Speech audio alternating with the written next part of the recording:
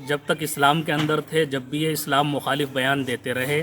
رسول اللہ کی شان میں گستاخی کرتے رہے، قرآن کی شان میں گستاخی کرتے رہے، اب انہوں نے دوسرا دھرم اختیار کر لیا ہے تو اب بھی ان کو چین نہیں ہے، اب بھی یہ اسلام کا پیچھا نہیں چھوڑ رہے ہیں، اسلام کے خلاف بیان بازی کر رہے ہیں۔ ابھی حال ہی میں جیسا کہ آپ نے بتلایا، پیغمبر علیہ الصلوۃ والسلام کی شان میں انہوں نے گستاخی کی ہے، جس کو مسلمان قطعاً برداشت نہیں کرے گا۔ ہم حکومت ہند سے مانگ کرتے ہیں کہ اس شخص کے خلاف قانونی کارروائی ہونی چاہیے۔ یہ شخص ملک کا ماحول خراب کرنا چاہتا ہے، ملک کے امن و امان کو برباد کرنا چاہتا ہے،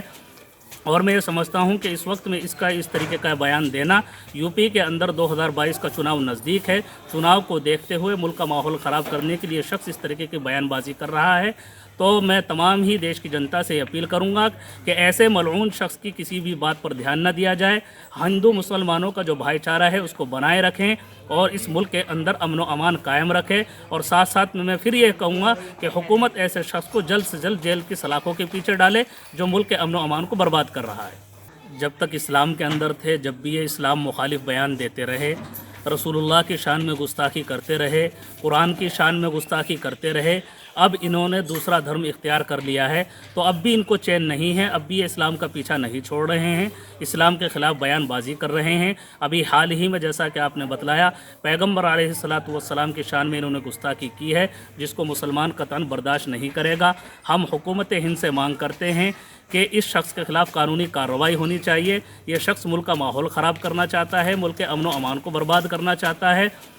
اور میں یہ سمجھتا ہوں کہ اس وقت میں اس طریقے کا بیان دینا، یو پی کے اندر 2022 کا چناؤ نزدیک ہے، چناؤ کو دیکھتے ہوئے ملک کا ماحول خراب کرنے کے لیے شخص اس طریقے کی بیان بازی کر رہا ہے، تو میں تمام ہی دیش کی جنتا سے اپیل کروں گا کہ ایسے ملعون شخص کی کسی بھی بات پر دھیان نہ دیا جائے۔ ہندو مسلمانوں کا جو بھائی چارہ ہے اس کو بنائے رکھیں اور اس ملک کے اندر امن و امان قائم رکھے، اور ساتھ ساتھ میں پھر یہ کہوں گا کہ حکومت ایسے شخص کو جلد سے جلد جیل کی سلاخوں کے پیچھے ڈالے جو ملک کے امن و امان کو برباد کر رہا ہے۔ جب تک اسلام کے اندر تھے، جب بھی یہ اسلام مخالف بیان دیتے رہے، رسول اللہ کی شان میں گستاخی کرتے رہے، قرآن کی شان میں گستاخی کرتے رہے، اب انہوں نے دوسرا دھرم اختیار کر لیا ہے تو اب بھی ان کو چین نہیں ہے، اب بھی یہ اسلام کا پیچھا نہیں چھوڑ رہے ہیں، اسلام کے خلاف بیان بازی کر رہے ہیں۔ ابھی حال ہی میں جیسا کہ آپ نے بتلایا، پیغمبر علیہ الصلوۃ والسلام کی شان میں انہوں نے گستاخی کی ہے، جس کو مسلمان قطعاً برداشت نہیں کرے گا۔ ہم حکومت ہند سے مانگ کرتے ہیں کہ اس شخص کے خلاف قانونی کارروائی ہونی چاہیے۔ یہ شخص ملک کا ماحول خراب کرنا چاہتا ہے، ملک کے امن و امان کو برباد کرنا چاہتا ہے،